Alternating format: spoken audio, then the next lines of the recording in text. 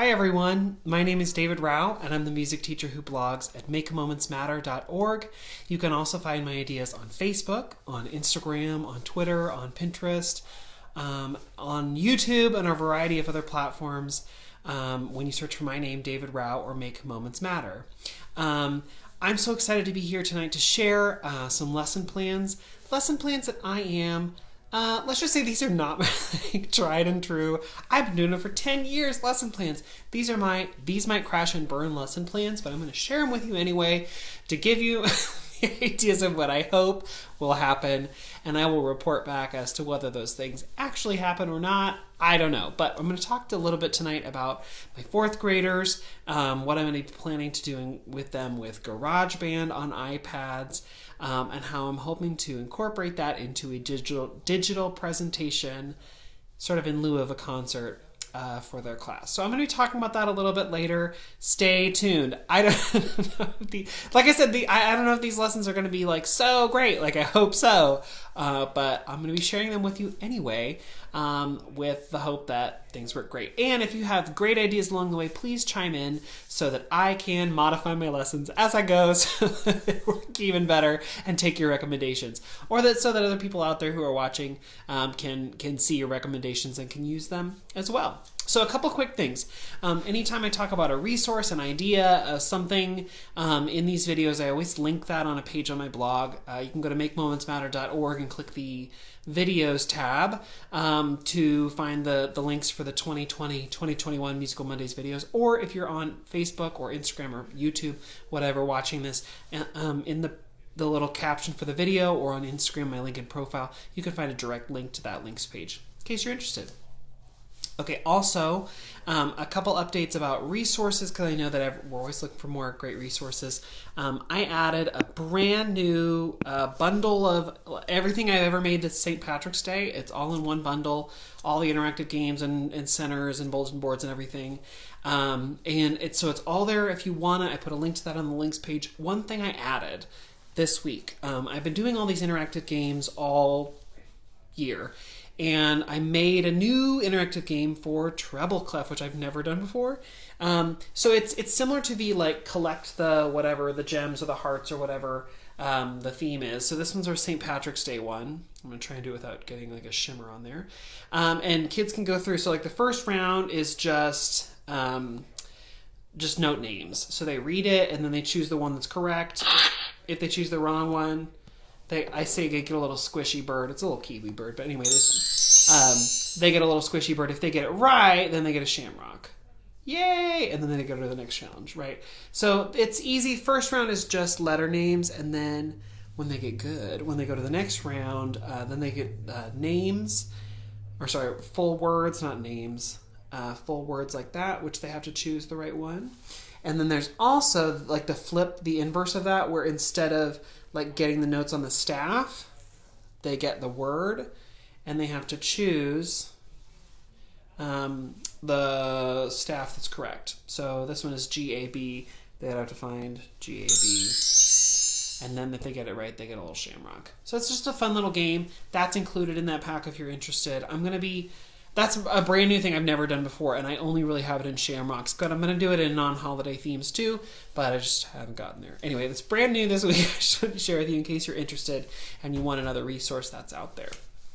Okay, so I want to share, speaking of new resources, I want to share 2 books that came to me this week that I am so excited about.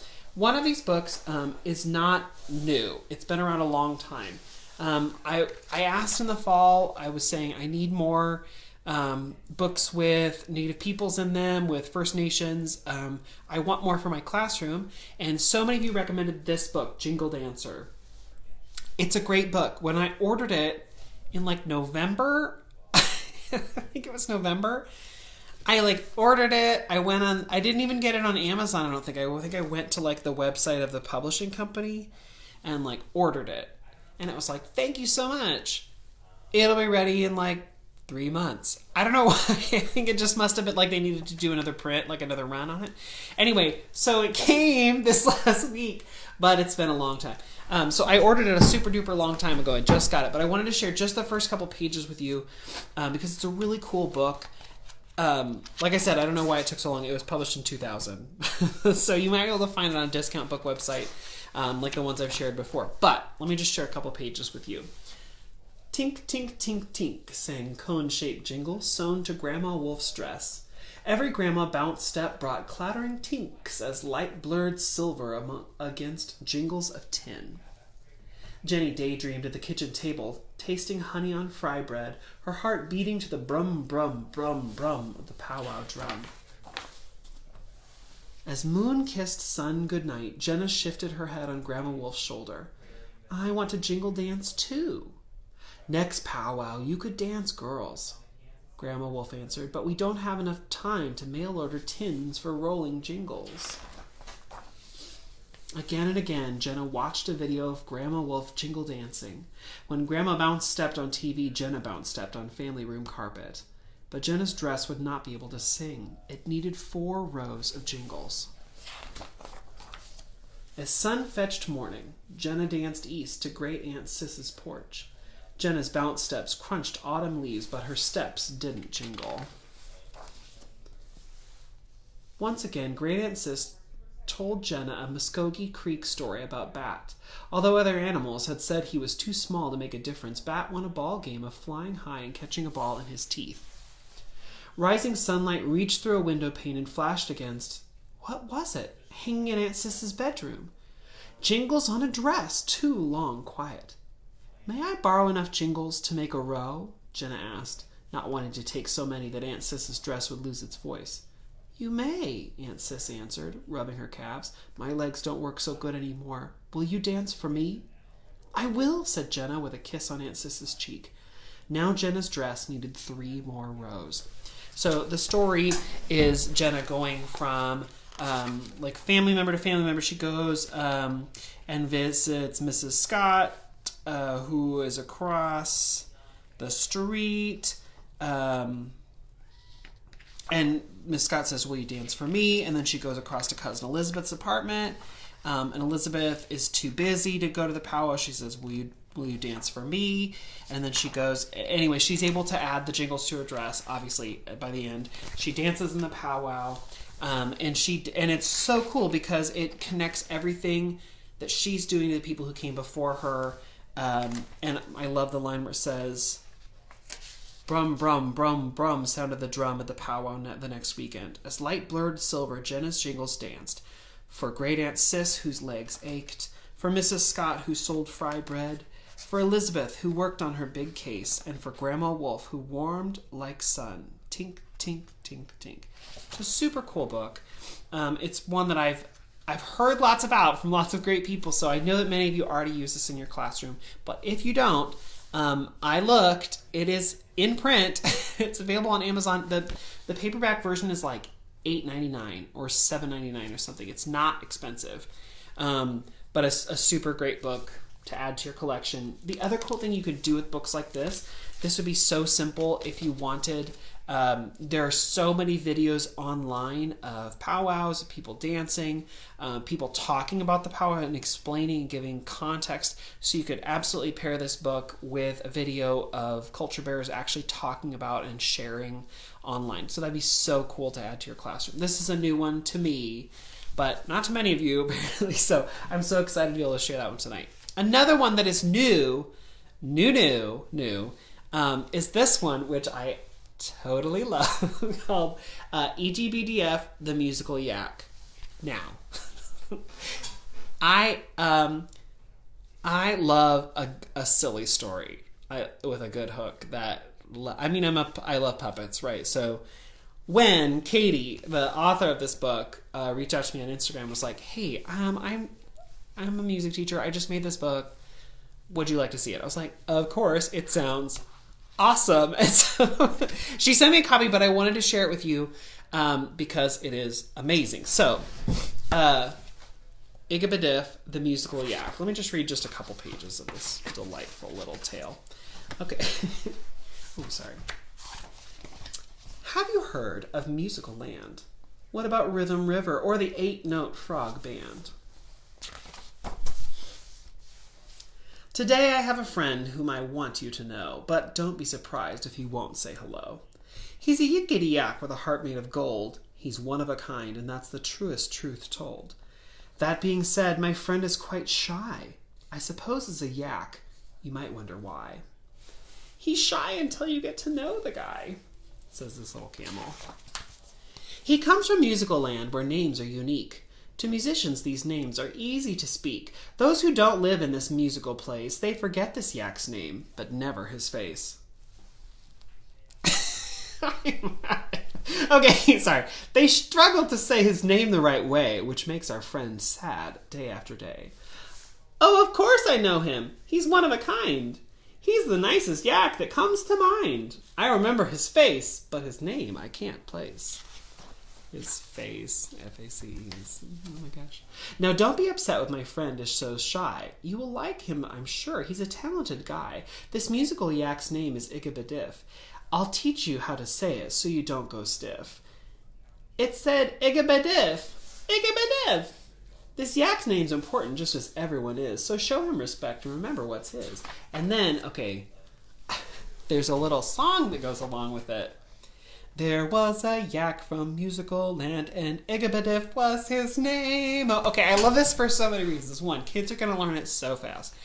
I also love it because Igabadiff, like, trying to, like, push that all in, I don't know, that just tickles me. It makes me so happy. And, like, making something that's silly like this, kids are going to, like, they will never forget it, and so it's so hilarious. I actually once had a classroom pet. I had a betta fish, and his name was, I called him EGBDF. But Igabadiff is, I think, just as delightful. So anyway, the fun thing is that it goes through the story. You get to sing his song like 3 or 4 times throughout the whole book. And then, of course, they're, you know, Igabadiff, and then they keep mentioning his face, which I think is so hilarious. Anyway, the cool thing about it is... well, it's a great story, super memorable. I also love the illustrations. So these are all done by, they're printmaking. It's printmaking. So in the back, it shows Katie, the author, an illustrator, and it shows like how she prints. This would be so brilliant to pair with your art teacher. And actually, there is a YouTube video that Katie's also made where she talks about the printmaking process. It shows her going through and making a stamp and like the process of everything that she does to do that. So like, one, it'd be so memorable and easy for people to remember EGBDF and to remember the treble clef, right? Number 1 goal, content. But number 2, a musical yak, what crazy. So the illustrations are fun, and you could totally pair this with your art teacher to talk about printmaking. You could pair it with your librarian to talk about author versus illustrator, or if that person's the same person or if they're not. There's just so much you can do with it. And like I said, Katie does a lot, the author, to show you the process, to give you more information about that. There's a YouTube video that goes along with it. So you could for sure... explain if you don't have your art teacher involved, you could explain it to your kids so easily, or just show them the video of Katie actually printing the images for this book. Super, super fun. But the illustrations just on every page. I just love this yak. It's delightful. So on the links page, I put a link to, you can find it on Amazon, but if you buy it from Katie's website, I think the price is the same on both places. And her website is, well, it's linked on the links page. If you get it from her website, you get a signed copy. Oh! Because this is the printmaking version of her, which is hilarious. I love it. So, Igabadiff, the Musical Yak, by Katie Terrell Ramos. It's an amazing little book. I just think it's so hilarious to try and like fit Igabadiff in bingo. It just tickles me. Anyway, so anyway, check it out. If you search for it online and you go to her website, you can see lots more. You can see the illustrations. You can see the printmaking process. Delightful. And it's not expensive. The book is not expensive. I can't even remember. It's like, I think $14. I think. Anyway, go check it out. So worth your time. Your students are never, ever going to forget it. Okay, so today I wanted to talk about 4th grade. And I wanted to be honest at this point and say, I don't know if these lessons are going to work. I'm partway through the lesson cycle right now, and then I have to reteach it to like 2 more homerooms, right when we move on to a new rotation. But my 4th graders are like sort of tricky, and it's the weird grade where like they didn't get enough. I mean, it's like we sort of have enough homeroom teachers, but not really. And because of online, somebody got moved and blah, blah, blah. Anyway, there's a lot of kids in the class. So that makes there like a management issue. And then they're like sort of talky, like sometimes you get the teachers who they have a more like loose classroom management style. And so that translates to like the kids are like not bad, just like talky. So anyway, so all that to say, it makes it more tricky to give instructions because you have to like do it multiple times because kids are just talking because they're used to that. Anyway, all that to say, my 4th graders are a fun challenge. And so this set of lessons requires them to have a little bit of focus, and so I don't know how it's going to go. Also, I never taught these lessons before, so don't know how it's going to go. Anyway, so let me just take you through and talk you through basically the week's lessons. So on the first day, not Monday, but like because we're on a 5-day rotation, but the first day, kids come in, and I've been doing musician profiles every day. Let me see if I can grab my plan here. So every day for the first 10-ish minutes, we talk about a different musician. We go through that person's life. We learn some of the highlights. We try and watch just a few examples, maybe from YouTube, that person performing. You could bulk this out. I'm used to like 30-minute lessons, or honestly at my old school 45-minute lessons. Now I'm into 50-minute lessons at this new school for this current school year. So if you're like 50 minutes, oh my gosh, what am I supposed to do? If you're used to having like 30-minute lessons, well, if you take 10 or 20 minutes to do like a little body percussion, a little rhythm reading, and a musician profile, that's going to be about 10 to 15 minutes, 20 minutes maybe, depending on what you do.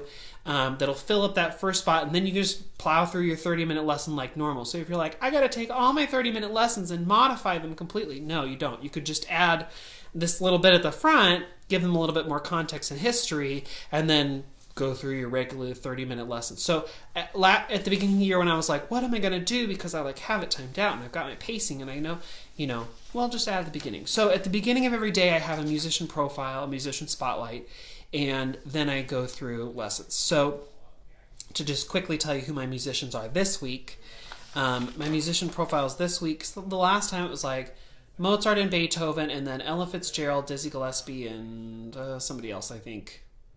Who was last time? I can't remember. The last rotation. This rotation is Michael Jackson, Johnny Cash, Jennifer Lopez, Louis Armstrong, and the Beatles.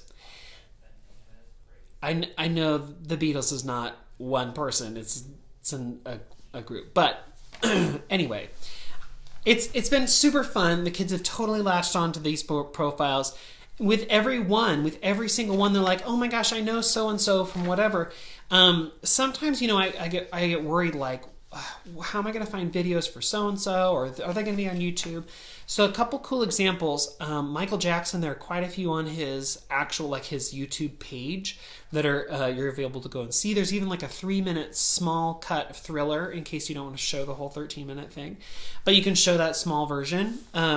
Johnny Cash was super fun because some kids are like, where's the country music? And so we talk about that and kids are like, okay, I know these songs, even if it's not Shania Twain or whatever. It's like, oh yeah, okay.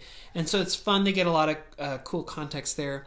J-Lo, I was like, of course I want to include J-Lo. I think she's a great artist. And then I was like researching and like, what videos can I pull?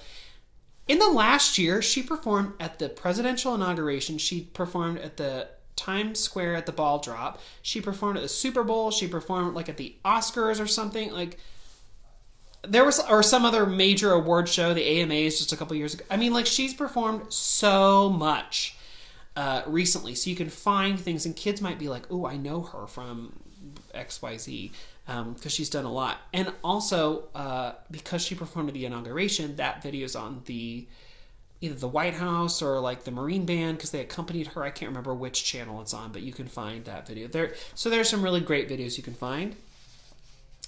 Louis Armstrong was another super fun one because kids were like, we know that the song but don't know who it is. So What a Wonderful World, there's a great book illustrated by Tim Hopgood that could go along with that. His music is in Wall-E. La Vie en Rose is in Wall-E. There are a couple other things where like kids will recognize it. Also, he did a thing in the Barbra Streisand version of Hello Dolly, so you could show him there. And then the Beatles. Kids, I'm always surprised by how much they know. And quite a few know the Beatles. And then there have been several movies yesterday across the universe where it like takes the Beatles music and makes a movie out of it. So there are so many fun connections to be had. My kids actually have really latched on and really enjoyed that part of the lessons. I always was nervous, like, well, I want to do this, but they bought in. They're all for it. So a couple weeks ago, I talked about. So that starts my lessons. Every day we start with the musician profile. And then we usually also start with body percussion. And a few weeks ago I talked about how I had been doing this thing where I took these like body percussion on a simplified staff and I taught them to like go through and read. And so what we would do would be, we would talk about how you go from left to right and you have to jump from one line to the next. And I was like so excited about this because my kids were reading a 4-line staff. They were doing really well. They were doing really well comprehending and understanding, and that's great. They were reading really well. I took this and then I also made like a blank version of this, which you could print out or you could take. We use iPads. All my kids have their own iPads, so on an iPad they could go through and draw on and make their own body percussion creation. They've been doing so well with that. But they've been getting like a little bored with it. So this week, I wanted to talk about something else anyway, but I wanted to use the body percussion because they're familiar with it. And so what I really wanted to do is the whole theme of this week is like layering, theme and variation, changing, modifying, making something your own. Like I know that's like not a very succinct like this is the theme, but like that's sort of the theme of 4th grade this week. And so what I did in this first lesson is I took that normal like body percussion with 4-line staff, right, where they just read across and it's connected here on the side. And instead of doing that, I changed and put repeat signs on each line. So now instead of reading them together, it's 4 separate lines that need to be repeated. The kids at first when they saw that, they were like, that's different. What do we do with that? So I just started out by putting rhythms on one line. A simple rhythm, ta di ta, takadimi ta, or if you're a ti ti ta, tika tika ta, whatever you say, that's what I had them do. And I had them just go along and pat it, right? We repeated it, we did it twice. Perfect. Then I had them do another one on a different level. Okay? Ta, ta, ta, rest. And if you're like, oh, cool, I bought that body percussion thing. What is this new? This is I updated the body percussion resource. So if you already bought the body percussion resource, it's there. It's in there. So Christine, yeah, it's with the body percussion resource. It's in there. Then once we did a couple of those like single layers pretty well, then I started putting 2 together. And this was weird for them because I always would harp on them when we were doing body percussion. You read from left to right, and you always have to read whatever comes through, right? So we trained our eyes so that we would like jump lines if needed. Well now, and when we were doing our own composition where the students had to create their own, I was a real stickler about like you can't stack them on top of each other. We need to know which one comes first, which one goes next, because if these 2 are stacked, like how do we know which one to read first? Anyway, I made it like a huge deal out of that. So when I showed them this for the first time, they were like, Mr. Rao, you're breaking all the rules. You have things stacked on top of each other. We don't know which one to read. We can't do both at the same time. I'm like, but can you? So we like did one and then we did the other. And then I divided the class. So the right side of the class would do the clap line, the left side of the class would do the stomp line. And then we would switch. And the whole idea is that like hopefully they're able to do one and the other, and then they can do this like as an ostinato, so like they can repeat and repeat and repeat as needed with or without my help, and go through and layer them together. then I do a different version where, it's a snap line and a pat line together, right? These things I did sort of separate as just like, just one or just the other, and then I'm putting them together. Well, in the end, we got 4 lines going. You don't have to do all 4 lines, right? Like you could say like, we're not going to do the snap line. Ignore the snap line. Okay, this group do this one. This group do this one. This group do this one. And the way I would introduce it is I would say we would all do one, or we'd all do the next, or we'd all do the next line. And then we would, one half would do one half do. We would do it slowly. It wouldn't be like, okay, choose your favorite. No, like there was always groups, right? So like one quarter would do one quarter would do another, one quarter would do another. So that students were like slowly moving into it. By the time we were done with that first lesson, they were able to do independent parts, 4 different ostinati. These are super simple, right? And you could even start a click metronome or something if you wanted and have students, do it really slow or just to keep them together, right? But what I found is because they'd been doing so much body percussion, because we've been doing this sort of thing all year, the reading or layering parts together, this was not tricky for them. Which was cool. So what I did was like, okay, front row, do the snap part. Next row, do the clap part. Next row, do the pat part. Next row, do the stomp part. Or maybe I would say, okay, now we're going to mix it up. Okay, now anybody on a blue dot do the snap. Anybody on a green dot do the, because I have colored dots in my room, right? So it actually turned out pretty well, which I was very excited about. Then we didn't really have enough time that day, so we came back to it the next day. But what I was able to do then, once they had performed it, once they had tried it, once they had read it and felt like, okay, we're pretty good at this, then I gave them a blank one and said, using just ta, ta-dee, ta-ka-dee-me, and a quarter and a ta rest. So quarter note, 8th note pair, 16th note, 4 16th notes together, or a quarter rest. Make your own. This worked with varying levels of success. Some kids were perfect and did great. Some kids, not so much. And I expected that, which was good. But as they were working in class, I was able to go through and like give them ideas. I was able to talk through like what works better than not. Like why would you do certain things? We talked all year long about like why you probably don't want to put snaps on the, 16th notes on the snap line. Like, it's not easy, right? We talked about that all through the year, but as they're composing, I have to remind some kids, like, okay, do that one yourself. Snap-a-dee-me, snap-a-dee-me, snap-a-dee-me, snap-a-dee-me. Yeah, that's not very fun.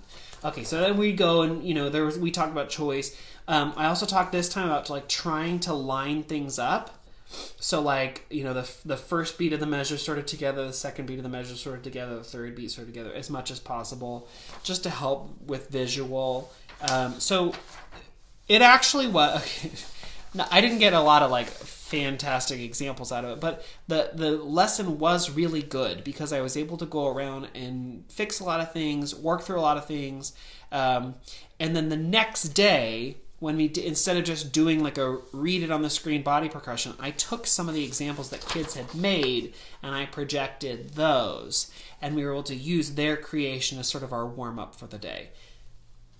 Anyway, it worked out pretty well, and I will use it again, and it is fun to see student examples and to see what they create, because actually they're pretty good at it. And I think part of it is because we've been doing this body percussion thing the whole time, we've been reading on the staff, but they're able to handle this pretty well.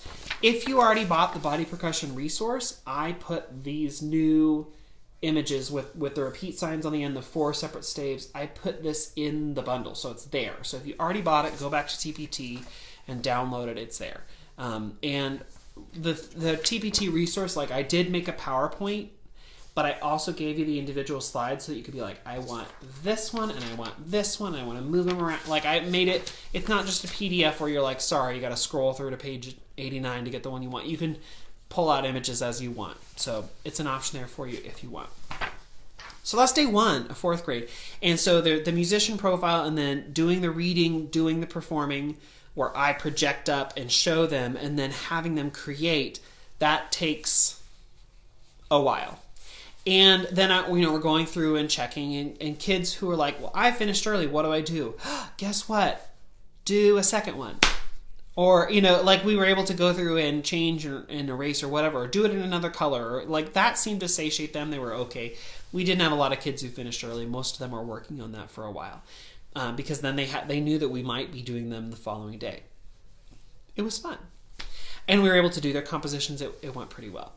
Day 2, we came in. We did our musician profile. That day was Johnny Cash. And then we did the cup game. Right? So the... Bum, bum, bum, bum, bum, bum, bum. Oh, sorry, that's just the song.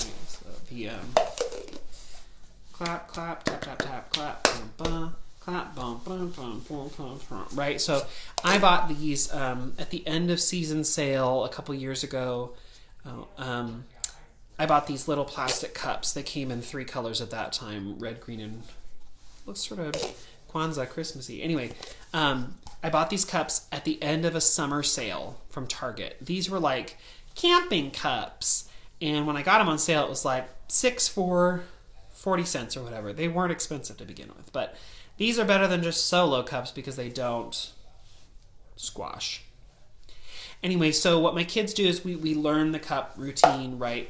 Where you do the clap, clap, bum, bum, bum, clap, move over, clap, in a normal year, I would pair this with the song Turn the Glasses Over. I've been to Harlem because it pairs really well. You can sing the song and do the cup game. No, I'm not doing that this year because we're not singing, but we're able to do the cup game, the basic routine. And then I said, well, hold on. What if we, instead of once we'd all learned it and done it a couple times, the kids were like, great, we did it. Now what? Why don't we change it? Why don't we see what else we can do? So we would do little variations, not big ones, just little variations like bum, bum, bum, bum, bum, clap, move forward. How would that change things? Or clap, clap, tap, tap, tap, clap, move other way. Ooh, let's do it inverted or flipped. So it's instead of moving to the right, you move to the left or whatever. That was fun for a couple times. Then I talked about the kid who could never do the second half of the cup game. Clap, clap, tap, tap, tap, clap, move over. They could always do that, but the clap, flip, up, down, something in, over, they could never get that part. Now, that's not a lie. There's always that kid who can't do it. So I said, you know what that kid would do? He would do clap, clap, tap, tap, tap, clap, move over, clap, and slowly move back to the middle. Clap, clap, tap, tap, tap, clap, move over, clap, and move back to... Instead of doing like the routine for it, he would just like slowly move it into place so that he could repeat again. Well, you can do that, or you can change a couple of things. So instead of just doing like the big clap, upside down, grab, flip, move, whatever, that's actually a part of the routine, you could just do clap and tap and tap and tap. What else could we do? So clap, clap, tap, tap, move, slide, and flip. Like we came up with an alternate second half of the routine that you could do if you wanted. And then what I gave kids the option of doing was, in the time for the cup game, in like the time that it takes, the bum bum bum bum bum bum bum bum bum bum bum bum bum bum. So it's really 8 counts. They could come up with whatever they wanted to do. Any flip, any tap, any swipe, any whatever, as long as they're able to do it multiple times and repeat it. That's all that I cared about. As long as the cup didn't hurt anyone else or leave their space or whatever, that was their assignment. And so, to give them the scaffolding they needed, we did it. I said, what do we try? Let's try this thing or let's try this other thing. Like we did several different variations that they liked more or less depending on who it was. But once they got the chance to do whatever they wanted to do, then they had lots of great ideas. And again, because my kids have their own iPads, then I was able to they was able to record themselves and turn that that video to me, which I'm hoping to sort of splice together to share out with parents in place of a concert is one of the things that's going to be on there. Christine asked, what song do you pair with the cup game? It's called Turn the Glasses Over, or I've Been to Harlem. I have a favorite folk song set for it if you want some resources to go with it, but it's just a folk song that if you use the A section, it syncs up with the song. You sing through the song once and you do the cup routine twice. So their assignment that day was, honestly, it's sort of a continuation of this. they had to come up with their own cup-themed ostinato, where they went through and created their own thing that they could repeat on a loop, right? And so we sort of talked. I mean, we could do one of these as like a warm-up, like one of the kids had created.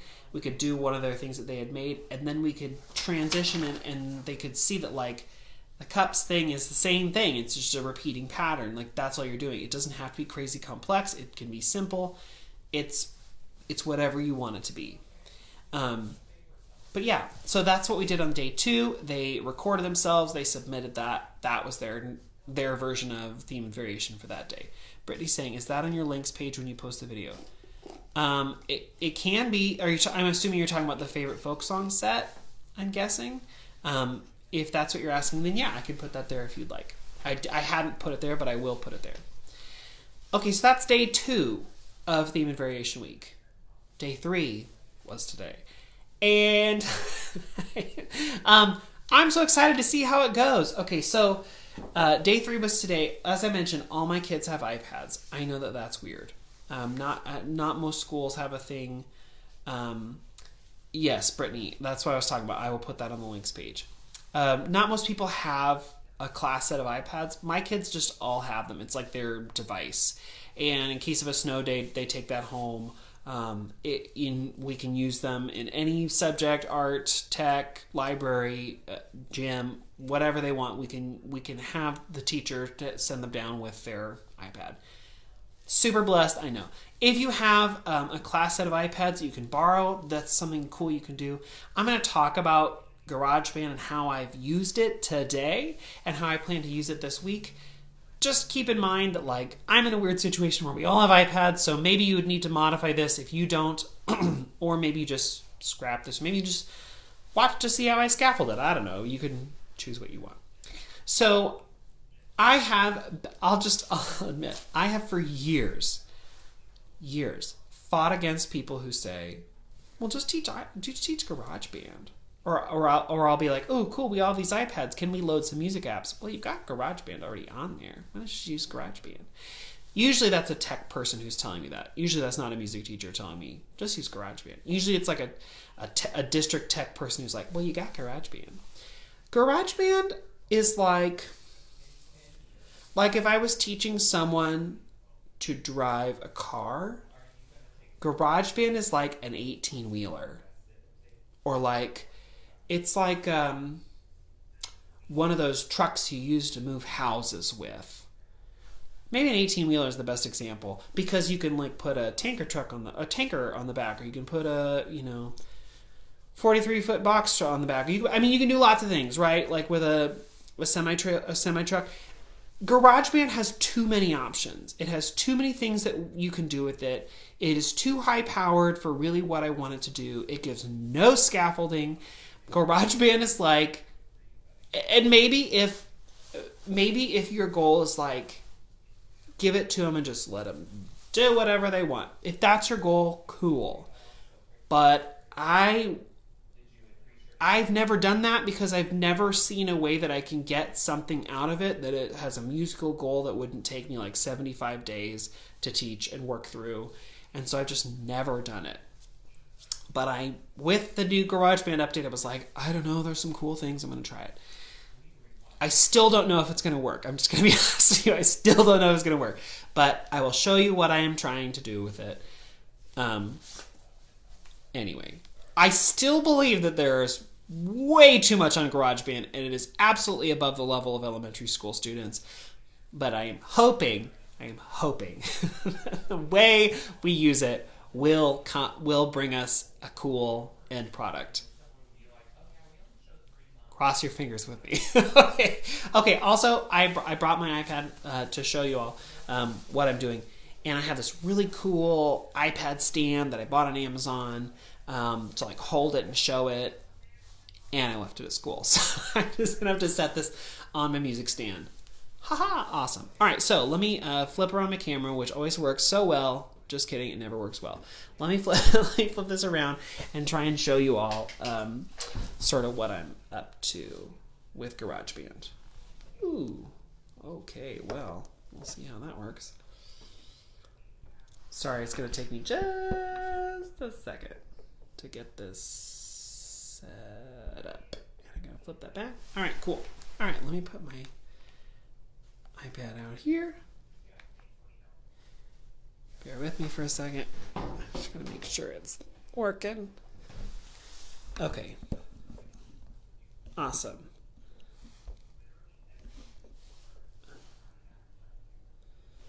Okay, the other thing is, anytime I have an app that I want to add for my district, because I see a couple people mentioning apps that they would use, anytime that I ask my district, it has to be free. It can't have in-app purchase. Like, you can't do in-app purchases, I think, and there aren't many of those. So, or if it's a paid app, I have to it's this long process. Anyway, so all that to say, I am trying to use GarageBand because it's a pain to use other things. So here's GarageBand. I'm actually going to move over here where I can. Woo. Okay. So let me back this up. So here we are in GarageBand. If I want to do a new song, actually, I'm just going to go back here. This is sort of what I share with kids. So today, as we went through with kids, this is what I showed them. Okay, I'm going to start a new one. Yeah, so I come to this screen where I get options. And there are some really cool things here, and I show the kids actually up here. And with kids, I have this on AirPlay. So what is happening on my screen is being projected up on the smart board. And one of the things I enabled was this little dot thing. I don't know if you can see it, but the dot, it follows my finger. This is really, it's an accessibility feature. So if you go into your iPad settings to the accessibility, here I can try and find it again. If you go in here to accessibility, you could turn this on. It's under touch, and it is Assistive Touch. So what Assistive Touch really allows you to do, I mean, like, there's some cool things, like you can set it so anytime, it's like, if I used it once before when I broke the home button on my iPhone, my old iPhone. So like this would be the home button. So if I wanted, I could, like use it to whatever. I have it set now to anytime I tap it, it takes a screenshot. And you can set it to do whatever you want, which is sort of cool. But anyway, it puts it on the screen. So what's nice is that when I'm then in GarageBand, if I want them to focus on something, like I want them to look up here, instead of me like pointing with a laser or going up to the whiteboard, I can just use this, and on the screen, that little dot, they'll see it moving around, and they'll be able to sort of follow. So it's sort of like my little on-screen pointer, which is sort of cool to be able to do. Anyway, so up here, I show them the live loops. Oh my gosh, they love this. So you could choose any of these. Let's just choose, let's choose house. Why not? Okay, so this is sort of cool. Each column has a set of loops ready to go. So if you press play, oh, that's loud.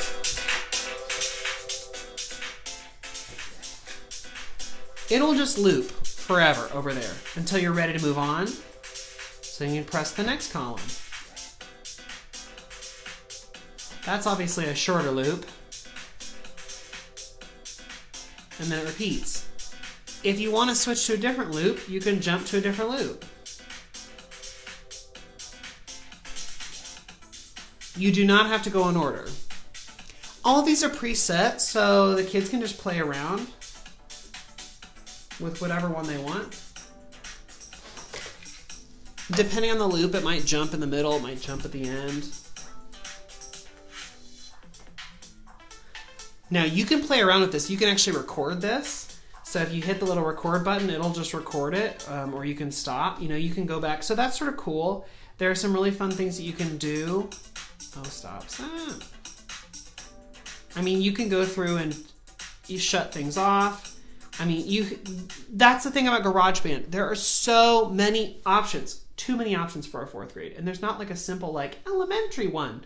Like I wish there was, to just be like so simple and easy. There's not. But you can add in, you can change, you can do all sorts of stuff. If you go to the cog up here in the top right, you can change the time signature. You can, so you can slow it down. You can change the tempo, you can slow it down. You can do all sorts of things, which is really cool. But a lot of options. what my kids then do is they go through and they play, they try different stuff, which is really wonderful. They can actually go back. You can do other loops. So there are different things with different sounds, different options in here. This is fun for them to play with. But it's also cool because it's like a different visual way to show them exactly what we've been doing. So like, it's basically this, but a digital version of it in a different format. Because we keep talking about how like you can say like, it's just a repeating pattern. It's a different kind of repeating pattern. And so kids can go in and play with that. Ooh. Doesn't fall over my chair. The kids can go and play with that and see it in real time in a different way. And they feel like so cool because they're making these fun sounds, they're making these cool loops, and it's all coming together. That's loops. And you can download new ones, you can create your own. There are lots of options, right? I've downloaded some fun ones in there where they can go through and just make silly sounds. Anyway. But what we focus on is tracks. So when I'm showing this to kids, like today was our like survey, look through, do your own thing day. I say there's the keyboard. Oh my gosh, how fun. And there's, you know, like you can go through and you get your own keyboard. This is with chords. If you go back, you do this,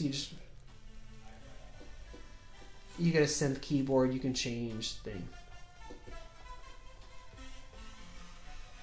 Again, what are kids going to do with this? You know, like, what legitimate musical purpose are they going to get out of this? This is, like, super fun, but how are we going to use this? If you're going to be in, like, a creating process or a recording process, really to have them map out and plan out and, like, use a form and you know, like, to really think through that, that's way higher than my elementary students will ever be, even the smartest kids. It's really tricky because there are just too many options. It's not as visual as it needs to be for elementary. It's just tricky. So I go through and I show them some of this, but I tell them, like, that's not what we're going to do today. Drums, we come back. Amp, oh my gosh, that's like an amplifier for like a guitar. Cool. Okay, audio recorder. Oh, that's so nice. I can like record myself. Voice recorder, how cool. Strings, oh my gosh, so cool. No, you know, we'll go through and look at them maybe. Bass, guitar, world music, drummer, external things, sound library. We eventually come back to drums because this is what we're going to focus on for the next couple days. Smart drums is over here. This is actually pretty cool. You get a drum kit up here. You can actually change the drum kit if you want something, whatever, and it gives you different instruments. So if I chose, you know, vintage kit, I get a different set of instruments that I would if I chose some other kit. So what's cool is you can't probably see this in the video, but up here it says loud, down here it says quiet, here it says simple, and they're complex. So if I choose the kick drum, put it right in the middle, you're gonna hear something. So let me move it up to loud and I'll do simple. Let me move it to the middle. Now it's loud, sort of the middle. Whoops, now it's loud, complex. Really, it's just busy. There's quiet, complex. So it's sort of cool that they can quickly see the differences between loud and quiet and complex and simple. If they hit the die down here, like the roll the dice and see what happens, it chooses things for them. You can either do the play or you can hit the power button and it shuts it off. That's sort of fun for them. But they can move it around, change things. They can do whatever they want. This kit's actually pretty tame. There's some other ones that are not as tame. So, I mean, it's cool. They can go through and sort of see the difference between loud and quiet or complex rhythms versus simple rhythms. I mean, if you line them all up, you know, on complex, you're going to get some interesting stuff. Right, so it's fun for them to be able to see that visually, but again, am I really going to have them line up and create something and record it? I don't know, that would be tricky to do. So let's go back to our options here. Acoustic drums is fun. They actually going to use it like a drum kit. I don't know if you can hear that. Let me see if I can turn this up here. Right, then they can also change the drum kit right here to a different kind of drum kit, you know, I don't know. That's just fun for kids to sort of play around with. They like that. Beat sequencer is my favorite, but let's just look at more options here. So there are other drum kits, other things in here that you can do. You can download more sounds. My kids jumped right on and were able to do that. what I have them focus on by the end of the day is the beat sequencer, because this is what's hopefully going to yield a cool product by the end of the week. So what this is I pull out the body percussion scale. I pull out that same thing that we've been doing, and I show them, like, okay, you got 4 lines, you got to choose, drop in whatever you want, tas, toddies, takadimis, right? That's what I show them, and I say, I'm going to do ta, ta, takadimi, ta.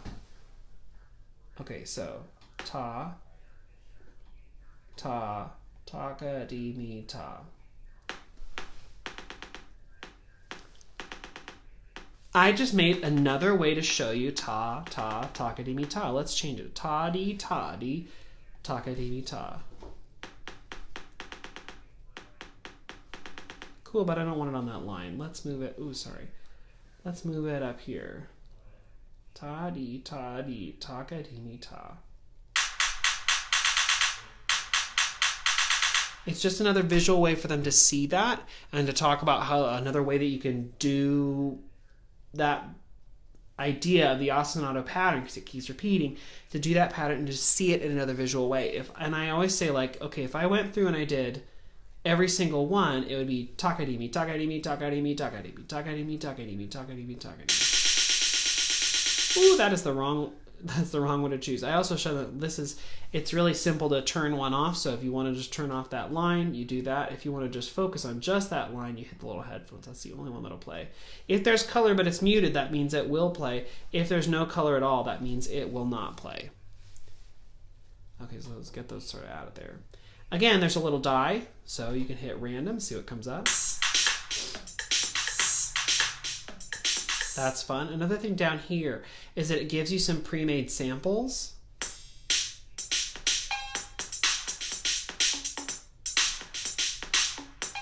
You can change it.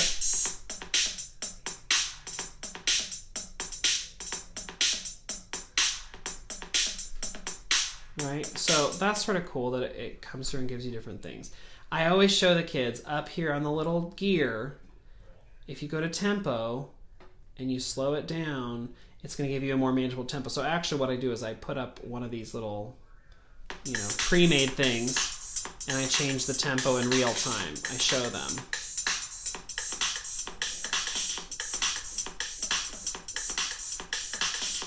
Right, I speed it up or I'll slow it down. Oh, hello, come on. Right. Kids love this. And in fact, what's really interesting is kids will go through and make something that's really visually appealing and then see what that sounds like, right? So they might go like, I had a couple kids do this, where like every other one they would dot just to see what it sounded like. Or I would have kids who would do, like one whole line. Oh my gosh, what's it gonna be? I'm like, yeah, it sounds terrible.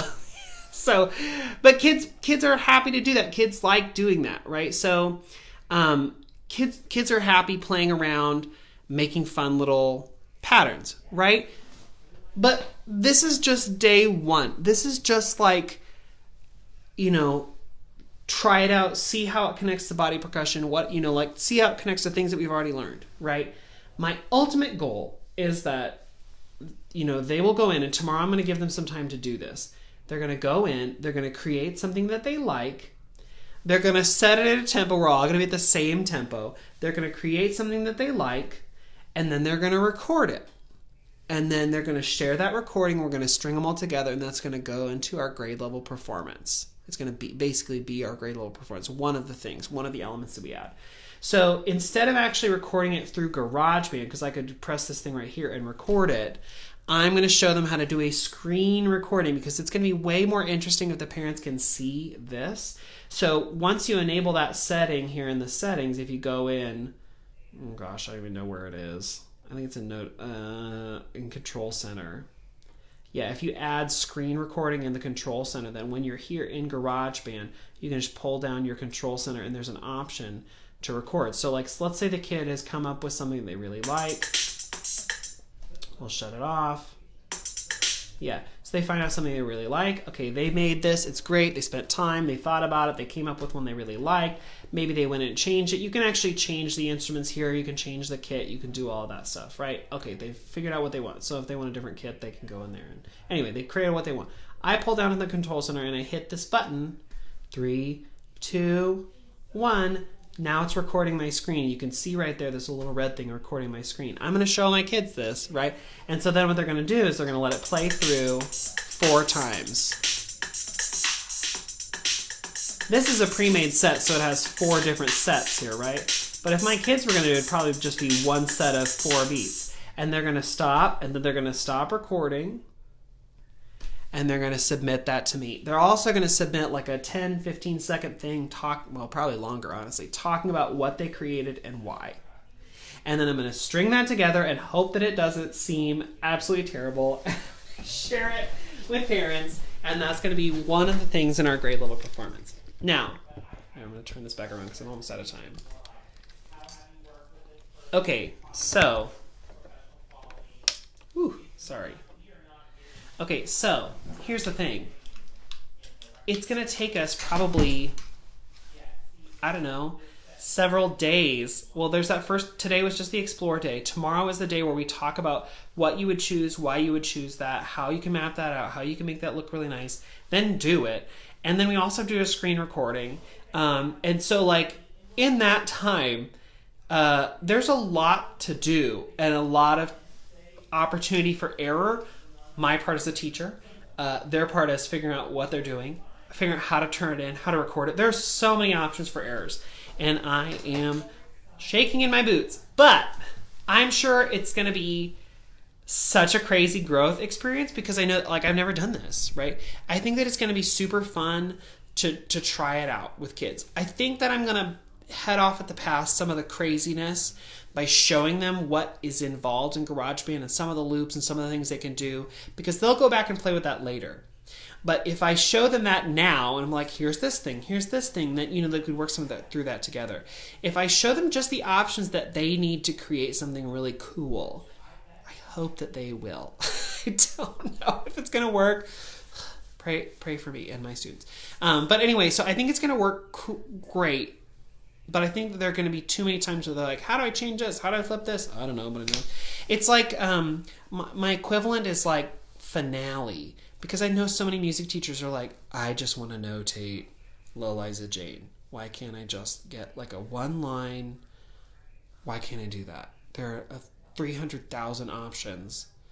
And then you press the wrong button and like 45 things go away, right? That is the hell of finale. Like, you got to use it, but it's just too many things, too high powered. That's GarageBand for me on the iPads. There's just too much, but I'm excited to see what kids can do with the beat sequencer. I'm also excited to see how it helps them understand 8th note and 16th note combinations, right? Because it's super great because it subdivides by 4. Anyway, there are so many cool things you can do with it. I think it's going to be great. I don't know if I'm able to share this with you when it's finished. I will, because I don't know how it's going to go. But if you have great ideas about GarageBand, please share them. Or if you're like, I did this and it crashed and burned, good luck. I mean, you can share that too. I don't know if that's going to help me or not. But anyway, over the next couple days, my plan is to try this out with my 4th graders, have them record. We're going to string it all together. If they come out with extra time, guess what? They're going to get to play that Treble Clef game, that interactive Treble Clef game. Oh, you said make sure they turn on the microphone under the screen recording button. Yes, so they get the sound. Yes, that's true. I would have forgotten to have them do that. Troubleshoot how they do it in a quiet environment so they only get the sounds and not the room sounds. Ooh, very interesting. Okay, we're gonna figure that out. I can't wait to see how that goes. So we're gonna try out some of these things. Thank you, Corey, for that excellent advice. I hadn't thought about that. We're gonna see how this goes, and I'll report back next week. Maybe the week after, I don't know. It's going to take a while to get all this through, and then we have parent-teacher conferences, so I don't know if I'm going to get through all these lessons in the next couple days. We're sure going to try. Okay, thanks for coming along with me on this crazy journey of me showing you what I'm hoping to do and maybe it not working. Just remember, if you bought the body percussion thing already from me and you want the 4 separate lines for the ostinato, it's there in the download. So if you already bought it, just go back and hit the refresh or buy download whatever. You can get the resource. It's already there if you already purchased it. So it's there if you want it for the body percussion thing. And I will go and add the cups, turn the glasses over because someone asked for it. I will remember to do that. I maybe won't remember to do that, but I will try and remember to do that. Okay, thanks so much, everyone. Have a great night, and I'll see you next Monday.